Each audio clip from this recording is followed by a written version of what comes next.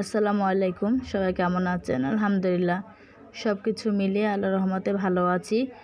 তো দূরে কাছে যেখান থেকে আমি ভিডিওটা দেখছেন প্লিজ একটা লাইক দিয়ে পুরোটা ভিডিও দেখবেন। কারণ ভিডিও যেহেতু আমরা কাজ করি, ভিডিও দেখার উদ্দেশ্যেই তো আমরা ভিডিও করি। কিন্তু অনেকে আছে ভিডিও দেখে কিন্তু লাইক করে না আর ফুল ওয়াচটা করে না। তো প্লিজ একটা লাইক দিয়ে ফুল ওয়াচ করবেন। আর যদি নতুন কেউ হয়ে থাকে, নতুন কেউ আমার ভিডিও দেখে থাকেন, তাহলে একটা সাবস্ক্রাইব করে যাবেন। তো ভিডিও থাম্বনেল দেখে হয়তো বুঝতে পেরেছেন যে আমি আজকে কী বলবো। আমার বাবা কিন্তু কিছুদিন আগে, ঠিক 10 থেকে 12 দিন আগে কিন্তু আমার বাবা স্ট্রোক করেছে। মানে উনি এমনিতেই হার্ট অ্যাটাক ছিল তো তারপরে তিনি আবার ব্রেন স্ট্রোক করেছে। তো দুটো একসাথে করেছে। পরে আমার বাবা মানে আমার আব্বুর একটা পাশ, বাম পাশের হাত আর পাটা অবশ হয়ে যায়। তো আমরা যখন ডাক্তার দেখাই, তো ডাক্তার বলে যে এটা কোনো কাজ নেই, এটা থেরাপি দিতে হবে আর ব্যায়াম করতে হবে। তো আমরা এখন ডাক্তার দেখিয়ে তো আমরা এখন থেরাপি দিচ্ছি। বাসায় এসে লোক থেরাপি দিয়ে যায়। তো প্রতিদিন দেখা যায় 600 টাকা করে থেরাপি। আর কবে ভালো হয়, কতদিন লাগে তা আমরা জানি না। তো থেরাপি দেওয়া হয়। কিন্তু আমার শ্বশুরবাড়ির লোকজন আজকে 10-12 দিন হয়ে গেছে, কেউ কিন্তু এখন পর্যন্ত জিজ্ঞেস করে নাই যে তোমার বাবার শরীরে কেমন বা কেমন আসে বিষয়। আমার শাশুড়ি মা কিন্তু এখন পর্যন্ত আমার আব্বুকে দেখতে যায় নাই। কারণ 1 বছর আগে আমার শাশুড়ি মার সাথে আর আমার আম্মুর একটু তর্কাতর্কি হয়েছিল। আবার বিশেষ করে দেখা যায় যে সবসময় তো আর শ্বশুরবাড়িতে মেয়ের মারা কোনো কিছু বলতে পারে না, কিন্তু শাশুড়িরা বা আশেপাশে মানুষও কিন্তু সবাই বলতে পারে।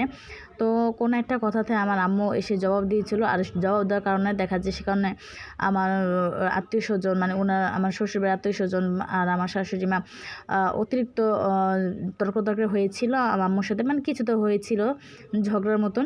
তো তারপর থেকে আমার মা আমাদের বাসায় আসে না আর আমার শাশুড়ি মা আমাদের বাসায় যায় না।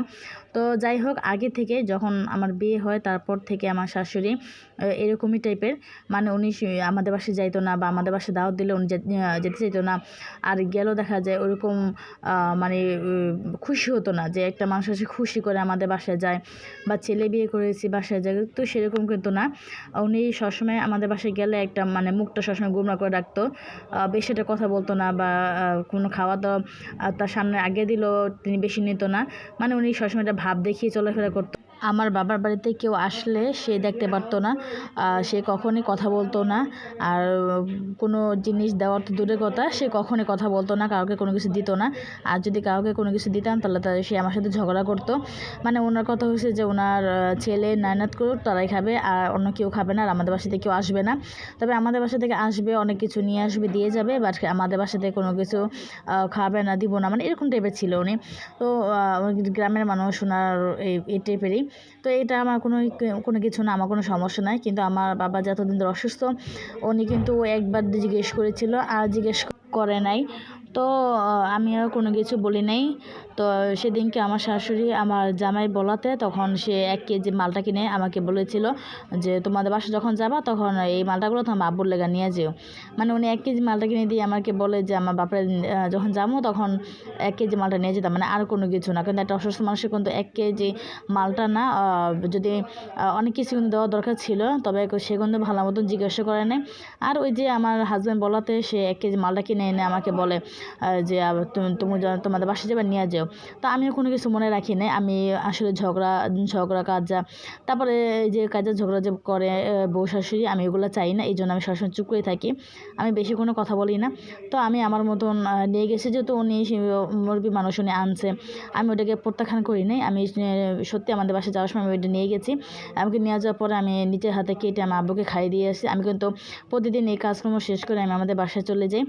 আমাদের বাসা কিন্তু কাছেই, বাসা চলে যাই, তখন আমার আব্বুকে ব্যায়াম করে দিয়ে আসি, কিছু খাওয়াই দিয়ে আসি, ওষুধপত্র খাইয়ে দিয়ে আসি, দেখাশোনা করে দিয়ে আসি, বা আমি একটু প্রতিদিন একবার করে আমার যাওয়া হয়।